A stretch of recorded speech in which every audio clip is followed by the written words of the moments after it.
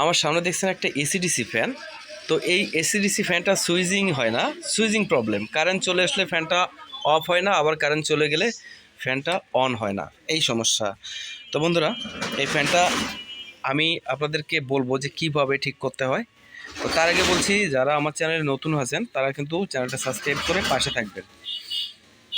দেখেন, এটা কিন্তু এখানে কয়েকটা রেজিস্ট্যান্স পোড়া আছে, কয়েকটা রেজিস্ট্যান্স কিন্তু পুড়িয়ে গেছে এখান থেকে, দেখছেন?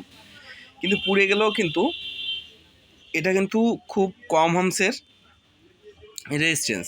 তো এটা পুড়িয়ে গেছে, তাতে কি কোনো সমস্যা না, তারপরেও কিন্তু চলবে। তো মূল সমস্যা হচ্ছে সুইচিং হচ্ছে না। তো সুইচিং সমস্যাটা আপনারা কিভাবে ফাইন্ড আউট করবেন আমি দেখাচ্ছি।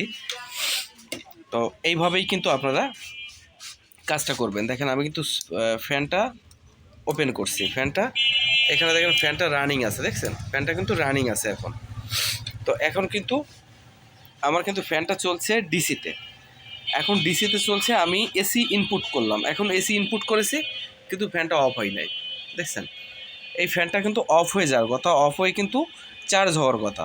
যেহেতু কারেন্ট চলে এসেছে, আমার ফ্যানটা চার্জ হবে, আবার কারেন্ট চলে গেলে অন হবে, কিন্তু সিস্টেমটা একেবারেই অফ আছে। তো এই সিস্টেমটার জন্য আপনারা কি করবেন আমি সরাসরি দেখাচ্ছি। এখানে কিন্তু দুটো ট্রানজিস্টর আছে, এখানে দুটো ট্রানজিস্টর আছে D882, আর এখানে একটা ট্রানজিস্টর আছে D882।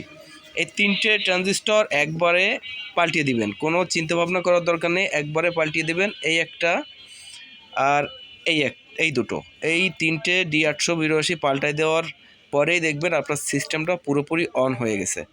তো ভিডিওটা আজ এ পর্যন্তই। আপনাদের সময় নষ্ট করার জন্য আন্তরিকভাবে দুঃখিত। সবাই ভালো থাকবেন, সুস্থ থাকবেন।